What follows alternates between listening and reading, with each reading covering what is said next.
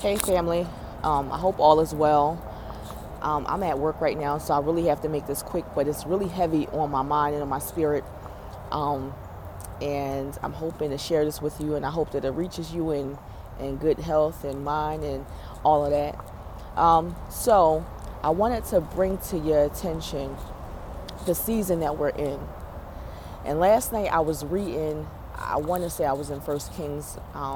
I Yeah, I'm almost sure I was in First Kings, and I was reading about Solomon. I've been in Solomon for a minute, and the reason I wanted to bring this up to you all is because I realized that the season that we're in is a season of preparation, and a lot of people are like want to go back and forth about if we're African, if we're not, and you know we the children of the Most High. And when you start digging into your studies and digging into your history and digging into geography, you will know that the land of Israel, the chosen land that God has given his chosen people, is really northeast Africa. Israel sits on the African tectonic plate. So I'm saying that because a lot of people are like, well, we're not Africans, but we are part of the African diaspora, okay? And what you have to understand is what's going on right now is the Most High is really, um, he is so awesome. He is setting things up for us to um, be able to see what's going on. I'm sorry, I'm sitting in some bushes, but I'm by I guess a highway. Sorry about that noise. But anyway, to get back to what I'm saying is that we are in a season of preparation, and everybody has a job, everybody has a position. And right now it's time for you to really play your position. Okay? When Before Solomon built the temple, okay, he had to prepare. He had to gather his workers. He had to gather, his foremen. He had to gather his supplies. He didn't just the temple didn't just magically appear. And just like how the Most High, has already told us that he's going to bring the kingdom from out of heaven onto earth, it's not going to just magically appear. We have to get into a place, in a position of preparation. So whatever it is that you do, you need to start walking in that. Whatever gifts you have, whatever talents you have, whatever, you have been ordained and commanded by the Most High to do, that is what you need to do. And some of us are going to have to multitask, okay? We're just in that season where you're going to not only have to work on getting your spirit right so that you can be able to hear the voice of the Most High and be able to know when he moves, how he moves and when he moves and when he's trying to tell you to move, and so that you might need to go ahead and slide up out of his way so that you don't get the same judgment of the nations. You have to definitely be attentive to that, but you also have to be in a position to be able to hear him and know that it's time to go ahead and get your hands dirty a little bit. Faith without works is dead. And whatever the Most High is about to do, we can't be in a place of trying to get ready when he gets here. We need to already have things in line. We don't want to I know people know about the bridegroom, and when Jesus returned, everybody wasn't ready. I think it was 10 of them and 5 of them wasn't ready. You don't want to be the ones that's not ready. You want to, whatever it is, whatever he has called you to do, it is time to walk in that calling. I promise you, even for me making these videos, I'm only really doing that, to be honest with you, because I suffer with like a serious anxiety. And I feel like, I wasn't really sure, like, are you sure that you want me to do this? Do you know who I am? Do you know my issues? You know that I'm not perfect?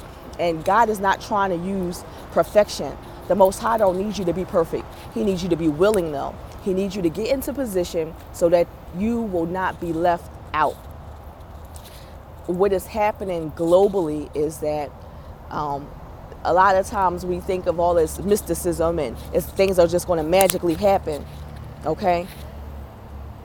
the Most High is putting people in position now so that when he moves, things are already set up.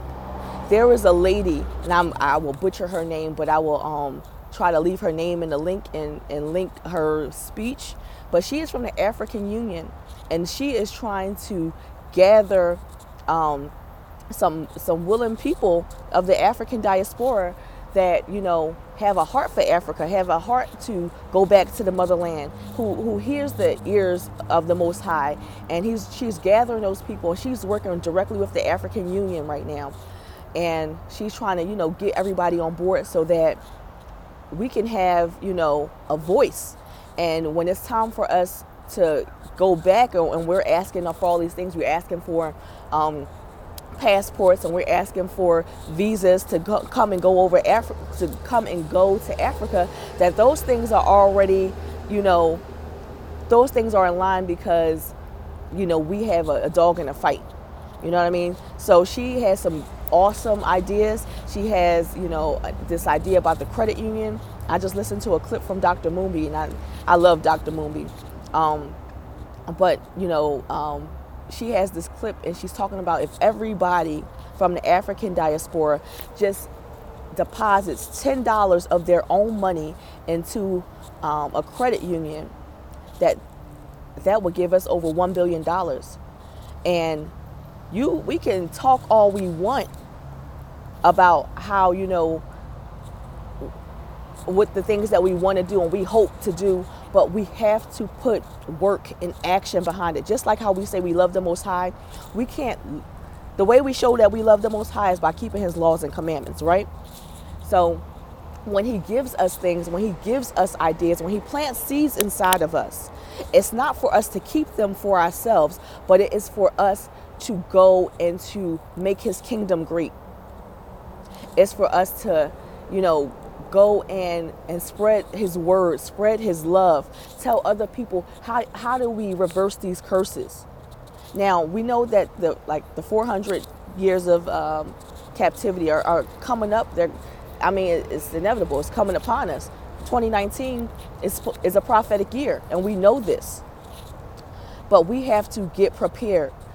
What happens, hypothetically speaking, if, you know, we all of a sudden with this HR 1242, what happens hypothetically if they say, okay, we want to give every African American that has, you know, that has been a part of the transatlantic slave trade, their descendants have come from there. What if we want to give them $1 million apiece?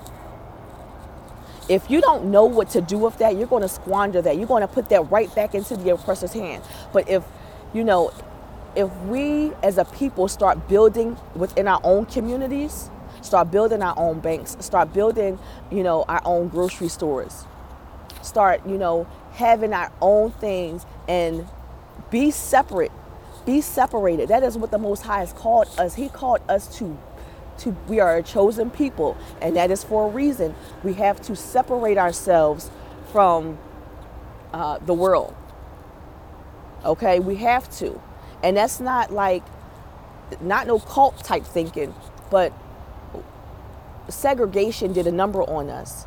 That has taken our ability to be self-sufficient and independent. And when we start getting back to buying black, supporting black, you know, and understanding, even with the support of, you know, buying black and you know, supporting our own people, we have to know that we are still very, very young in the game. And sometimes our people, we might not get it right. You know, you might not get the absolute best quality of products just starting off, okay? Your customer service might not be top of the line, but you have to be willing to invest in each other.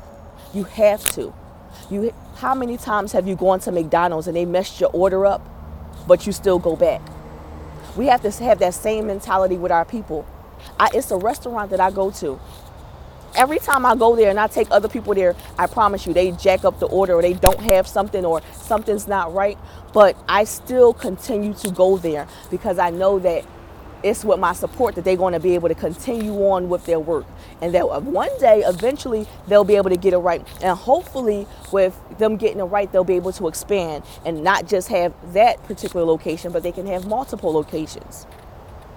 We have to get back to supporting our own people. We are in a season of preparation. So like I said, I'm at work and I can't really be out here, be long-winded like how I really want to, because I want to go on and on and on and on and like kind of shake our people to let them know the time is now to get yourself in line with what the Most High is going to do. It's not going to magically appear. I think for so long we have been sitting up in churches or sitting up under these religious organizations and hearing all these inspirational speeches and talks and not realizing that behind the inspirations there's action that goes behind that, and we have to be in a season of action. You have to keep Yah's laws and commandments. That is important. That is the only way we're going to turn this thing around. So if my people will humble themselves, seek my face and pray, he will heal our land. Turn from your wicked ways and he will heal our land. You know 2 Chronicles 7:14. I don't have my Bible directly in front of me, but you get the idea. It's time for us to prepare. We can't wait on somebody else to do it. You have to prepare by supporting each other. You have to prepare by getting your heart right, turning your heart to the Most High. With everything that's going on, you be prayed up all day, every day. Like that's what time it is. And it's okay to be in that type of space. It's okay to not be sure, of what exactly it is that you're doing. You might not have all the pieces to the puzzle is what I'm trying to get